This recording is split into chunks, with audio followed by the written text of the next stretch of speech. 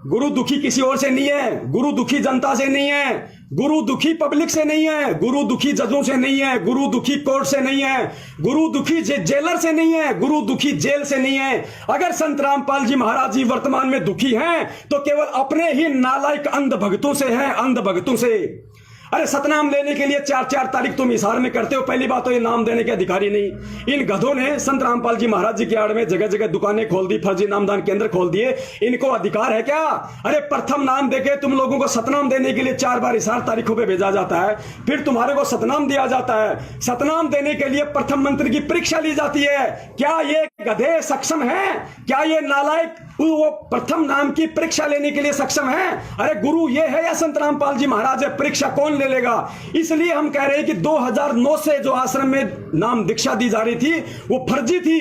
सतलोक आश्रम बरवाड़ा में 2009 से नाम दीक्षा दी जा रही थी गुरु जी के रहते सहते, वो फर्जी थी क्योंकि इन लोगों ने मनमाना आचरण कर रखा था। गुरु के आदेश वो नहीं मानते थे ये लोग। अब बहुत सारे भगत कुत्ते की तरह भौंकने लगेंगे कि वहां तो गुरु जी खुद थे आश्रम में। अरे गुरुजी खुद थे, फिर वो फर्जी कैसे हो सकती है? जिस प्रकार सतलोक आश्रम बरवाड़ा में रहते सहते उसी गुरु के नाम पे इन लोगों ने तुम्हें कमांडो बना दिया, इन लोगों ने तुम्हारे हाथों में बंदूकें पकड़ा दी। उसी गुरु के रहते सहते इन लोगों ने वहां पे 5-5 मौतें करवा दी, पुलिस वालों पे पत्थर फेंकवा दिए, पेट्रोल बम फुलवा दिए, जेसीपीया फुकवा दी।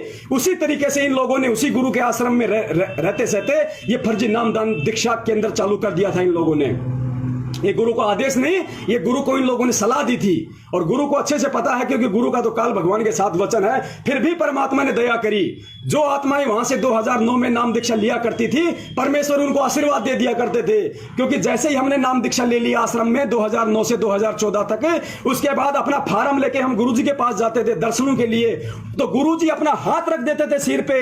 और हाथ रखने के बाद अगर वो नाम फर्जी है तो परमात्मा की दया से वो सुचारू हो जाता था, वो सही हो जाता था। लेकिन आज क्या हो रहा है? सरासर पाखंड फैलाया जा रहा है। जो संत इस ज्ञान से, इस भक्ति मार्ग से दुनिया से पाखंड दूर करने के लिए आया है, उसके नाम पे आज पाखंड फैलाया जा रहा है। और सबसे बड़े सहयोगी उस पाखंड में तुम बन रहे हो। इसके अलावा ये जितने भी वकील हैं, ये सतलोक आश्रम मैनेजमेंट हरियाणा ने अपने बचाव के लिए जितने भी वकील कर रखे हैं, ये सारे के सारे ढोंगी हैं, पाखंडी हैं, पैसों के लिए लगे हुए हैं। मैं पवन दास जयपुर वाला अपने सतगुरुदेव जी के चरणों की सौगंध खाकर कितनी बार एपी सिंह वकील, जो अपने आप को धुरंधर वकील कहता है, सुप्रीम कोर्ट का वकील कहता है, जिसके आगे अच्छे अच्छे डांस करते हैं, ये दास उसको डांस करवा सकता है। इस दास को परमात्मा ने वो काबिलियत दे रखी है, वो बुद्धि दे रखी है। ये दास आज पूरी दुनिया के सामने एक बार फिर से चैलेंज करता है सतलोक आश्रम मैनेजमेंट हरियाणा के एपी सिंह दिल्ली वाले वकील को, सुप्रीम कोर्ट के अधिवक्ता को, और एस के गर्ग नरवाणा वाले को, जो वर्तमान में देशद्रोह का मुकदमा लड़ रहा है संत रामपाल जी महाराज जी का। मैं उन दोनों वकीलों को चैलेंज करता हूं। यहां पे मुझे मजबूरन चैलेंज करना पड़ रहा है क्योंकि मेरे पास में सबूत हैं, साक्ष्य हैं। इन दोनों वकीलों ने सतलोक आश्रम मैनेजमेंट के इशारे पे पैसों के लालच में संत रामपाल जी महाराज जी को उल्टा फंसाया है, ना कि बचाया है। अगर ये वकील पाक साफ हैं, अगर ये वकील संत रामपाल जी महाराज जी को जेल से बाहर देखना चाहते हैं, तो मैं इन वकीलों को चैलेंज करता हूं, आप साधना टीवी चैनल पे या किसी भी ऐसे टीवी चैनल पे जिसको पूरी देश दुनिया देखती हो, उस टीवी चैनल पे आप 1 घंटे का, 2 घंटे का, 5 घंटे का आप एक लाइव प्रोग्राम रखो। ये दास वहां आएगा, ये पवन दास जयपुर वाला लाइव बात करेगा, लाइव डिबेट करेगा।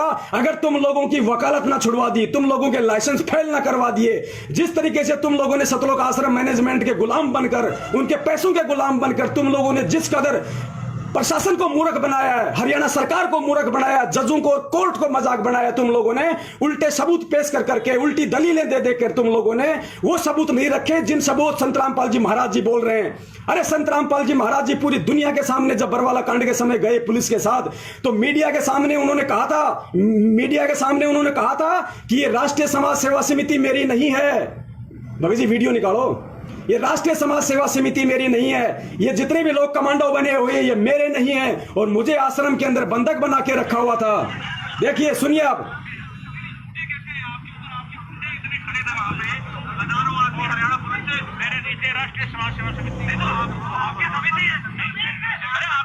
देखा, गुरुजी कह रहे हैं कि समिति मेरी नहीं है। समिति कौन? सतलोक आश्रम मैनेजमेंट हरियाणा, वही गुंडों ने एक समिति बना रखी थी, नाम दे रखा था राष्ट्रीय समाज सेवा समिति। गुंडे सबके सब वो संत रामपाल जी महाराज जी का भाई, उनके बेटा, उनका जवाई, उनके रिश्तेदार, ये स्टेट कोऑर्डिनेटर, यही सारे गुंडे उस राष्ट्रीय समाज सेवा समिति के अंदर थे। और गुरुजी ने उन गुंडों के खिलाफ बयान दिया है अपने वीडियो में पूरी दुनिया को। ये जितने भी वकील हैं, एपी सिंह, एसके गर्ग, नरवाणा, ये उन गुंडों को कोर्ट में खड़ा क्यों नहीं करते? उन गुंडों के खिलाफ कोर्ट में खड़े क्यों नहीं होते? क्योंकि इनको अच्छे से पता है कि जो गुंडे हमें फीस दे रहे हैं, जिन गुंडों के पैसों के पीछे हमारे बच्चे विदेशों में पढ़ रहे हैं, जिन गुंडों के पीछे हमें मौज मिल रही है, हमें लाखों रुपए एक तारीख का मिल रहा है, उन गुंडों के खिलाफ हम कैसे कोर्ट में खड़े हो जाएंगे? पुण्यात्माओं, ये सबके सब षड्यंत्रकारी हैं, काल के दूत हैं। इनको संत और भक्ति, भगवान, ज्ञान से कोई मतलब नहीं है। आप लोगों के कंधे पर बंदूक रखकर गुरु को बदनाम किया जा रहा है, कहीं लेट ना हो जाए। ध्यान रखना पुण्यात्माओं, पानी अगर सर से ऊपर निकल गया, गुरु का कोई कुछ नहीं बिगाड़ पाएगा। गधे कुत्ते हम बने फिरेंगे, यहाँ पे गधे कुत्ते हम बने फिरेंगे।